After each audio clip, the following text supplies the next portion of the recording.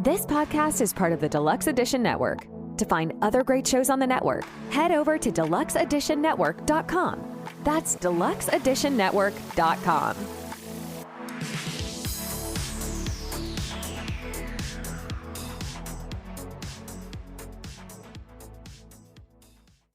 It's never too late to turn your life around.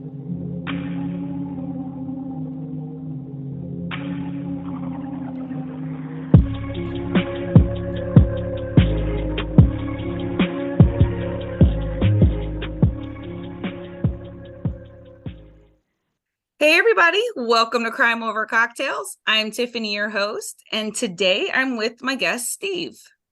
Hi, Tiff. How are you today? I'm great. How are you? I'm good. I'm real good. Just to give you a little background about myself, I'm 74 years old, retired from the custom clothing business. I have been married for 50 years to the same woman, and I have 3 daughters and 2 granddaughters. My life was pretty good in the beginning, and then some things happened, which led to a diagnosis of bipolar disorder. And that's what we're going to talk about today, because it has been a difficult life, you might say. Yes, I've heard that from many people that have been diagnosed with bipolar. It's hard because there's such extreme highs and such extreme lows, and they're hard to handle. So you said this transformation started around the age of 9? Well, when I was 9 years old, I was sexually assaulted. And right after that, my first bout of depression hit. This was in 4th grade. And I had no idea what was going on. I was a pretty good athlete, had a lot of friends, a good student.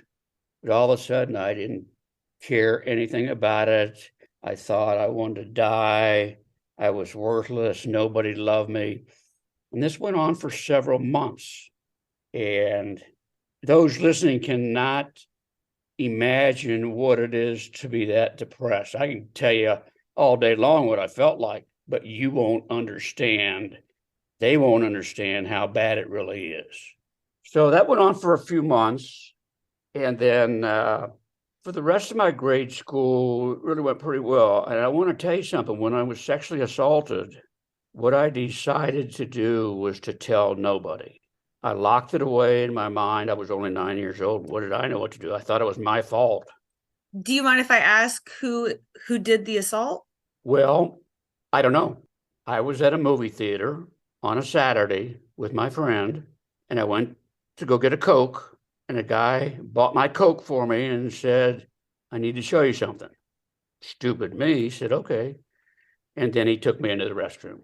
I don't know what the guy looked like. I guess that's one of the good things about it, because I don't have an image of him surfacing in my mind all the time. I have no idea who he was, and I have no idea of what all he did to me. I know some of the things, but I don't know what all happened. So I decided to never tell anybody, and I didn't for, this is 1958, about 30 years. My wife didn't know until 2015. You know, it's kind of amazing what your mind can tell you to do. And at that young age, I had no idea what happened. I didn't even know that kind of stuff could go on. So anyway, you got to realize that bipolar is like big highs and big lows, but I was never manic myself. So I just had fairly high, not the destructive high mania, and deep low. So because when you're in mania, you think you got the world by whatever, and you go out and spend all kind of money. You buy cars, you hurt people, you ruin your marriage, and you come down with a big thud, and your whole life is screwed up, and you're in debt, and that's the way it is. And at that time, you then go into a deep depression, and can't do anything, like I've already said. And then the mania comes back. So it's like a roller coaster ride that no one wants to take. So luckily, I never had the mania. I had just a deep depression. So for the next 2 or 3 years, that's kind of the way it went, but it was never as bad at that time as the first depression. And then I got into ninth grade and it got really bad. And I don't know how the hell I ever graduated from high school, let alone get into a college. And I went to school at Rollins College in Winter Park, Florida, and got through it okay. And my grades were okay, but I would have sporadic depression episodes. Then right after I graduated, is the time that it was the worst of my entire life. I got out of college and started having suicidal ideations, and I was a swimmer for almost all my life, and one day I went to the pool and started swimming laps, and every lap a voice in my head would say, kill yourself, and that led to an altercation with my father where a knife was involved. And the next thing I knew, I woke up in the hospital. It's called Harding Hospital. It was in Worthington, Ohio. I used to live in Delaware, Ohio. So Worthington was about 15 minutes. And it was a pretty famous psychiatric hospital in that it had basketball court, it had a tennis court, had a lot of different stuff, because their belief at that time was a combination of therapy, medication, and hard work. So we would get up in the morning, everybody would run and do calisthenics and work out. Then you'd be sent out to do some physical labor. They had about 40 acres, so we had to go over all the 40 acres. And anyway, what that did for me was to get rid of the suicidal ideations. Oh, I want to tell you something. This is kind of important to know how psychiatrists can screw up. When I was in my intake to go into the hospital, I had a psychiatrist who I didn't know. They had whoever was on duty at the time. And he says, Steve, I just want to tell you, this will only last 4 weeks and then it will go away. 50 years later, I'm still waiting for it to go away. So sometimes psychiatrists screw up. Yeah, that's something that never goes away. It's a lifelong journey right there. Right. Did they at least help you process what happened to you? Help you try to discover anything? Or was it literally just keep you busy and pray for the best? Oh, no, there were a few medications back then. None of them worked for me. In fact, as I recall, every one of them made me very sick, like the flu, a bad flu. But as I recall, there were only a handful of medications, not like it is today. My regular psychiatrist diagnosed me with clinical depression in 1972. That's when they started trying all of those drugs and none of them worked, and I got worse and worse and worse. So in 1978, after 6 years of going through all that, psychiatrist and I met for a therapy session, and he said, you know what, I think I made a mistake. I think you're bipolar. Well, hell, I didn't know what bipolar was. Never heard of it before. I don't think anybody heard of it before, but maybe the psychiatrist. But he immediately put me on lithium, and I got about 50% better overnight. Mm-hmm. So the suicidal never came back. I was able to function.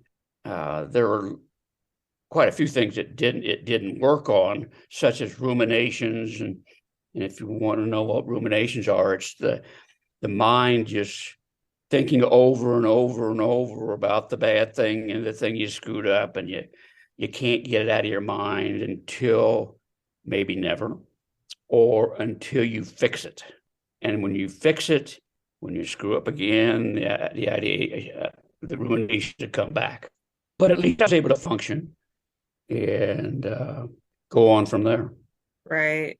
Did you ever tell your parents what happened? No, my parents were oblivious to everything. I had very little support at home, which you must know is very important to find. If you don't have any support, everything gets worse, and I had none. Combination of not understanding and also other things to do and worry about. So I didn't have any of that. It's a shame. Yeah, it was a shame. When I went into the hospital, my parents wouldn't tell anybody where I was or what was going on. They only came to visit me once. And it was kind of like, I realized this is 1970. Times were different back then. As bad as you think it is today on how people look at mental illness, make it times four that back then. So I was I was just a blot on their image that had to be put away. And I'll tell you, I grew up in a very well-to-do family. This bipolar disorder takes anybody it can get a hold of. Oh, You don't have to be well off. You can be anybody, and it'll just grab you. And once it does, there's no cure. There's treatment, but it's going to be with you forever. you think this is something that people are born with, or this was affected by trauma? Well, I've looked into that over these years, and I think it's a combination of the genes you have from your predecessors and the trauma. I don't think you can leave out the trauma, and I don't think you can leave out your ancestry. Also, there's a makeup that each one of us has and how we deal with things, and that's part of it too. So you can't just say that one day this bipolar disease jumped out at me and said, I'm taking you over. It's just, there are reasons. But the problem is, you can't find anybody who really knows the answer. Be something interesting to look into. Because I know like multiple personalities, stuff like that, that comes from trauma. So maybe it also triggers other mental disorders, psychopathy, or who knows. Yeah. You did psychotherapy, right? Yes, a lot of it. When I was first in the hospital, I think I was going 3 times a week, and it helped, but there just wasn't enough there weren't enough medications to help. So nowadays there's a lot, but still, if you really want to know the truth, only 50% of those with mental illness get help from the medication. The other 50%, I was one of the 50% that got help, but the other 50% has to do it with treatments that don't involve medication. Whenever I get on one of these podcasts, I can never think of the ones that they have.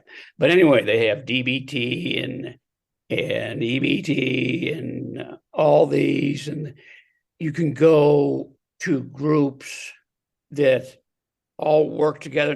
I'm not talking about a support group, but you can go to groups where they do magnetic things and they do light things and all that. It all helps. And the thing about a lot of people is the medication doesn't work right away, so they quit, or they're going along and they decide, oh, I don't need to take this medication anymore. I'm doing just fine. And then there are the people who don't believe in medication. All these people fall through the cracks and they don't get help. And a whole bunch of them don't believe in therapy. A whole bunch of them get in therapy, and if it doesn't work on Tuesday of last week, they quit. So, and I also blame it on the medical profession. It is what I would say stacked against the average or below average person. There's not enough funds. There are clinics and things, but many times it's a 3-month wait to get in to see somebody. And if you got to wait 3 months and you're in trauma, That doesn't help. Right. The clinics, because of limited funds, cannot always prescribe the most up-to-date and best medications. So it's got a lot of problems. And then there's a stigma against it that most people don't believe that. They'll say things like, "What's wrong with you?" Oh, and you just kind of moan and groan, and they go, "Well, just go take a walk or go to a movie." Well, that makes the patient feel even worse. So I think we've got a long way to go in this country, probably all over the world, because 20% of the people in the world are afflicted by mental illness. So, I believe that. yeah, for sure. For sure. Well, I'm glad at least you saw that therapy does work. So, what would you say if somebody was listening right now and they were on the fence about maybe seeking help or actually owning up to that there may be a problem? Because that's usually the first step. Yeah, the simplest thing is to say, well, you know something's wrong and you don't know what it is. What have you got to lose by either trying medication or going for therapy? Because at any time, if you believe you're not getting help or helped, you can quit. Now, that's maybe on you and it was a mistake, but if you're so afraid of the medication, at least start it and see what happens. Because if you don't reach out and try, you're never going to get well. Right. And for me, I live in Scottsdale, Arizona, and I facilitate 2 support groups, mental health support groups every week. And people from all walks of life come to my support groups. I can handle about 15 people at a time. Otherwise, I just couldn't get it done. And there's a great number of those. I've seen well over 1,000 people in the last 7 years, maybe a couple thousand. There is a high percentage of them, which again, maybe 10 or 20%, but it's in the scope of things, it's high, who start having mental health problems because they were assaulted or raped or beaten as a child. And the scars from that are just too much for them to handle. And these people who are coming to my groups are some of the ones that don't get any help or can't get any help. They're the ones that maybe medication doesn't work for. But there is a truth that there's a lot of people out there who just treat other people like garbage. Yes, unfortunately, I think we all see that every day, and it's disgusting. Yeah, it's pretty bad. I had one fella, a kid, about 12 years old, who, if he did something wrong, his old man would take him down to the basement, tie him to the post, and burn him with cigarettes. So, and you think, oh, that can't happen. There are plenty of ways that these sadistic people take it out on their kids. And then they want to know why their kids grow up to be serial killers or shooters or bullies themselves. Yeah, it can't be blamed on them, they say. I was just trying to make him feel he didn't do something right. So it is a real problem. I would say that as I look over the time I've spent in my groups, no more than 20% of them have gone on to really have great, productive lives. They just suffer all their lives. It's no way to live. No. Oh, yeah. That's the thing I say. Most people can't understand how bad it is. And the facilities they go to when they're in bad shape and need to be put in a hospital, they're suicidal or they're manic and out of control. And I have many people who have gone into those places, not like the one I went to. They're bad. They maybe are a safe place for the person who is going through it, but they don't get the proper treatment from the information I get from the people who go through it.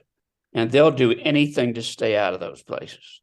See, and it shouldn't be that way, because obviously if you have a problem and you're willing to go somewhere to work on it, the last thing you need is more bullshit, to Yeah, for say the sure. least.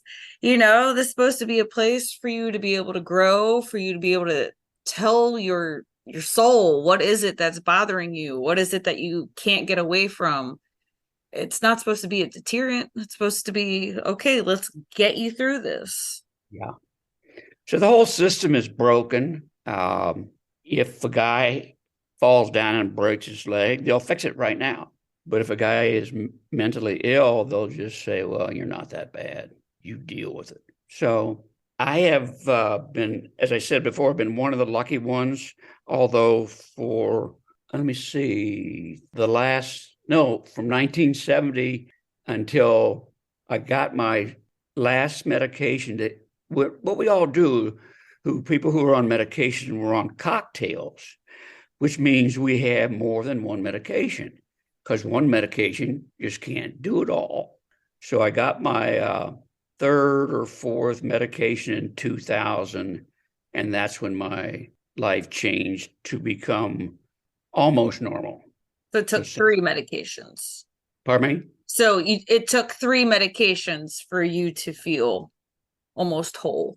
Four, Four. because my psychiatrist was so good at the time, back in 1970 or so, that he used one medication that wasn't a psych medication that really calmed me down, because I was all day long, my chest would be exploding, my heart would be beating and pounding, and he prescribed a beta blocker, which is not psych, and it did the trick. So that's one of the four. There were 3 psych medications, and then this beta blocker. Tell you another thing about how I remember my people in my groups telling me what bad experiences they've had with psychiatrists and therapists who act like they don't care, or they keep saying you got to take the same medication all the time, and they don't try to change medications. And you got to realize that just like any other business, the poor number of therapists who really don't do the right thing is very small. But I still hear about them all the time. And it makes me think back to when I was with my old psychiatrist, and this was about 1985, and I got up the guts to tell him about my sexual assault. I told him, he didn't even acknowledge that I said it, just went on to something else. So as good as he was, he really let me down on that one, because that had taken 30 years to be able to voice it, and he didn't give a damn. Wow.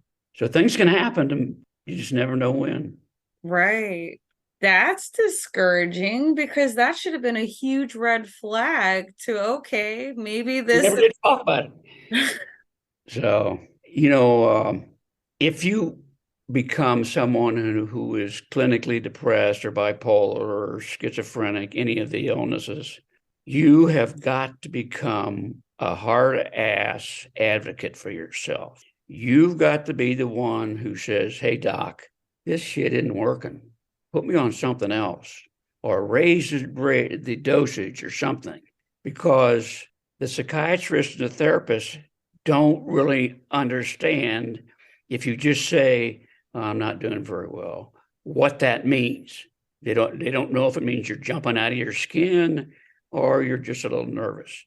So you've got to tell them everything so they can direct their treatment plan, what is actually going on. And I found out all this stuff that I'm talking about through years and years. If I would have known about when my doctor said, oh, that assault doesn't mean anything, I would have challenged him, but I took him at his word. Stupid. So that's what we talk a lot about in our groups. Stand up for yourself, and you'll be a lot better off. Absolutely. No one's going to have your best interest like yourself. No. And you know what you need. Well, for the most part, sometimes we don't. And sometimes we can fight like hell. And then, hey, what do you know? It worked. So it goes both ways. But absolutely. Do you think that if you would have told someone when you were a child and then saw the proper channels back then, if that would have made a difference in your life? I don't have any idea, because 1958 was the dark ages as far as psychiatric treatment goes. And also, today we know that men rape men and women rape women and the whole gamut.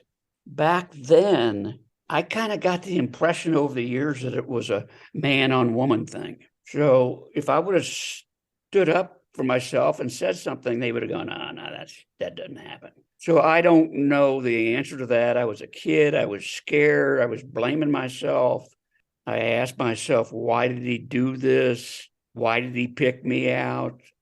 I don't have any clue what I really should have done. Well, right. You were a child and caught off guard, to say the least. Yeah. You just wanted your Coke. Yeah, and popcorn. I didn't get the popcorn. I mean, when that was over, did you go back to your friend and watch the movie? Yeah, and I didn't tell him anything. And the guy who assaulted me, as we were walking out of the bathroom, he says, "Can I sit with you?" And I said, "No, I don't." So one thing I never did understand was, we were in there for 20 minutes. How could nobody else have come in? Was there somebody guarding the door, or did they lock the door? I don't know. After all these years, I don't understand how he pulled it off. Right. I mean, yeah, you would think somebody would need to use the restroom, unless maybe all the movies were like starting around the same time. No, because at that time, you probably don't realize this, and most of your listeners don't realize it. At that time, on Saturdays, they would have double features, and the first one was maybe an hour long or whatever, so everybody could sit through it. And then the curtain would close down, and everybody would run to the concession stand, because maybe they had a break of 20 minutes, a half hour. Then you'd run back and watch the next movie. So it isn't like today when you're just getting up and going. We did that, but at double features, we all went at the same time. Gotcha. I get it. Like an intermission. Yeah, that's exactly what they had. The curtains closed or came down, and they'd have these cartoons of the concession stand. Long time ago. Actually, some of the movie theaters, at least I know here in Florida, they still have the dancing popcorn and the Where are you in Florida? I'm in Pinellas County, St. Petersburg. Yeah, I know. I've been there many times. Yeah. So I've been able to get through all this, and I enjoy life now. I've written a book about it. It's called Teetering on the Tightrope, my bipolar journey. And I didn't write it to try to make money. And I'll never make a dime from it, but I wrote it to let people know that there is a possibility that things can get better and that your life can turn around. And if you're not the one who's going through bipolar depression, you're a family member or a loved one, things can get better, and don't give up. So it's available at Amazon and Barnes & Noble, just to tell you. So go out and buy a couple copies. There you go. One to keep in different rooms. Right. That's great, though, because people need to realize that, you're not alone. And it's definitely keep taking your medication. Like, you see so many of these celebrities, they stop taking their medicine and now they're out running amok. They're walking naked, shaving their head. Like, no, don't get off your meds. Problem is, they do. Probably because they think it's working. Yeah. Fine. And you know what else is the problem? They go off the medication, and all medications have a half-life. So that means that the medication effects stay in your body for up to a week. So they go off the medication and they don't feel bad. So they go, "Oh, I made the right decision." And then a week later, down the toilet they go. Good to know. It's got that week. Yeah. Very cool. Is there anything else you wanted to share? I don't think so. You mentioned not being alone. Loneliness is one of the biggest problems that patients face. And I would suggest that if you're in that category, you seek out a support group somewhere. Because all of a sudden you'll see, hey, there's a bunch of people out here who are going through exactly what I'm going through, and we can talk about it without giving away any secrets or getting anybody mad. And I have found that a lot of the people who come to my groups get that the first thing. They never knew that there were other people going through the same thing they're going through. Isn't that crazy to think that you would think you are the only one that this happens to? That's exactly right, what they do and what I did. Right. And there's no judgment. You are there to not only tell your story, but you're also there to get clarification. You're there to get hope. You're there to hear other people's stories and hear how they're transforming their own life to maybe help you with your own. It's very powerful. Some of my group members go to 4 and 5 meetings a week. In fact, if I had to guess, that's the way they get their social involvement, because they're seeing the same people in all these different group meetings, and they form a bond of some kind. Right. Do you do these over Zoom or Yes. is it? We used to do them in person until COVID hit. And since then, it's been all Zoom. I don't think it makes any difference which way you do it. They're both very effective. Some people say they won't come to a video group because they'd rather meet in person, but it really doesn't make any difference. Right. The nice thing about being in a video group is that if you need more time, you can keep going and you have time to answer everybody's question. When I was doing it live, so often come up to the 2-hour limit, and the people who owned the building would come in and say, "We've got to go." And I could be sitting there with 3 or 4 more people I didn't even get in touch with in the meeting. So I like the video aspect of it. I get that. Are you taking any more people? If somebody was interested on joining your group? Oh, yeah. Anybody can come. We get most of our group members from the Phoenix area. And I have one from New Hampshire and one from Tucson. And we're with a company called COPA. And you get in touch with COPA, and then they send you out to investigate all their groups that they have. Similarly, this goes on in every major city. Okay, cool. So if you're in St. Petersburg, go online and start searching. You'll find them. Perfect.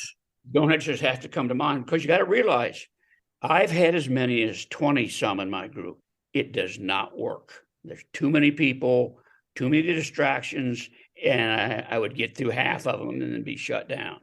So if you go to a group that's done, and I never tell anybody we're full, I'll let you come. But a lot of them, when there's too many people, they just never come back. You're not getting what you need out of it. You can't, not possibly. The best number of people to have is about 12 per session. We have groups Tuesday, Wednesday, Thursday, Saturday, Sunday, and Wednesday. Yeah, we have groups. We have it 6 days a week. There you go. Hey, if you needed it, it's there. Yeah, for sure. That's great. Well, that's great, Steve. Thank you so much for sharing your story with me. Thanks for having me. Of course. All links are at the bottom of the show notes, so make sure to check those out. I also have my links down there. That way you can like, follow, subscribe. And I even made it easy for you and have a rate this podcast button. Just a little boop, and there you go. All right, you guys, thank you again so much for listening. I really appreciate it. And we'll talk crime another time. Bye.